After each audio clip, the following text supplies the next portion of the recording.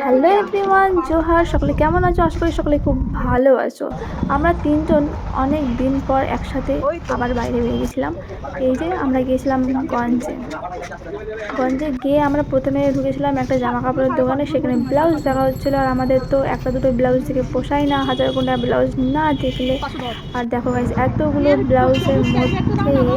ব্লাউজের মধ্যে আমাদের এই ব্লাউজটা পছন্দ হয়েছে।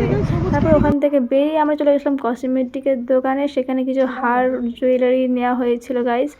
আর তারপর ওখান থেকে বেরিয়ে আমরা গেছিলাম পার্লারে পুরো ফ্লাপ করতে। আমি করিনি, মিলি করেছে, আমি একজন শুধু দেখতে গেছিলাম। তারপর ওখান থেকে বেরিয়ে আমরা গেছিলাম মার্কেটে। এই যে আমাদের একটা বোনের বার্থডে আছে, তো বার্থডের জন্যই এই চকলেট ফকলেট কেনা, সেখানেই গেছিলাম। তো এখান থেকে আমরা সোজা বাড়ি চলে এসেছিলাম। তো আমাদের ভিডিও এইটুকুনি।